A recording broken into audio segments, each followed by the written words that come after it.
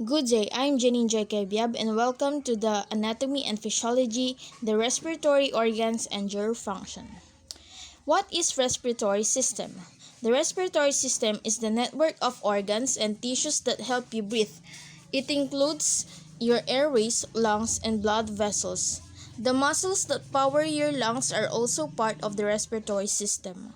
These parts work together to move oxygen throughout the body and clean out waste gases like carbon dioxide.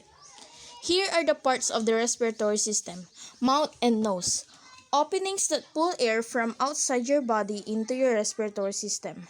The sinuses, hollow areas between the bones in your head that helps regulate the temperature and humidity of the air you inhale.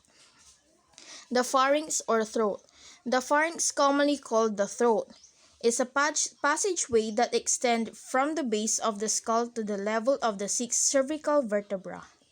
It serves both the respiratory and digestive system by receiving air from the nasal cavity and air, food, and water from the oral cavity.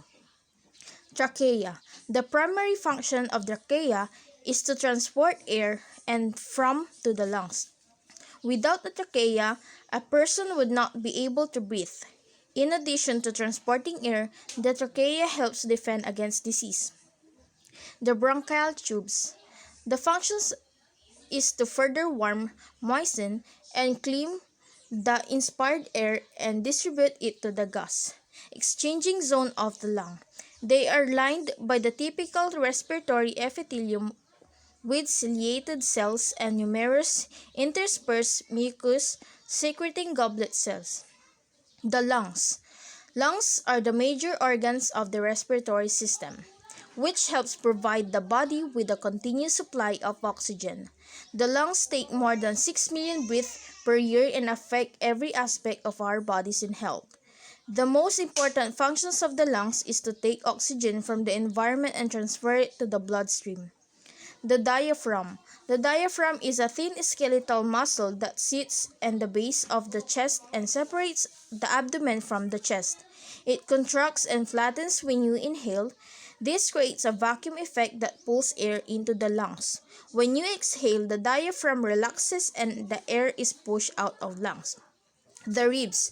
The rib cage protects the organs in the thoracic cavity, assists in respiration, and provides support for the upper extremities. The alveoli. The alveoli are where the lungs and the blood exchange oxygen and carbon dioxide during the process of breathing in and breathing out. Oxygen breathed in from the air passes through the alveoli and into the blood and travels to the tissues throughout the body. Capillaries. These tiny blood vessels have thin walls. Oxygen and nutrients from the blood can move through the walls and get into organs and tissues. The capillaries also take waste products away from your tissues. Capillaries are where oxygen and nutrients are exchanged for carbon dioxide and waste. The lung lobes. Secretions of the lungs, 3 lobes in the right lung and 2 in the left lung. Each lobe receives air from its own branch of the bronchial tree, but they all have the same function, bringing oxygen into the bloodstream and removing carbon dioxide.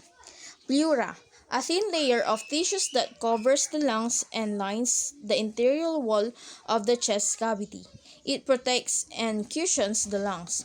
This tissue secretes a small amount of fluid that acts as a lubricant, allowing the lungs to move smoothly in the chest cavity while breathing. Cilia are small hair-like protuberances on the outside of eukaryotic cells. They are primarily responsible for locomotion, either of the cell itself or of fluids on the cell surface. They are also involved in mechanoreception. Epiglottis. The epiglottis is a small movable or lid just above the larynx that prevents food and drink from entering your windpipe. Larynx. It's a hollow tube that lets air pass from your throat or pharynx to your trachea on the way of your lungs. It also contains your vocal cords and is essential to human speech, so it's often called the voice box. So that's all, ladies and gentlemen. Thank you so much.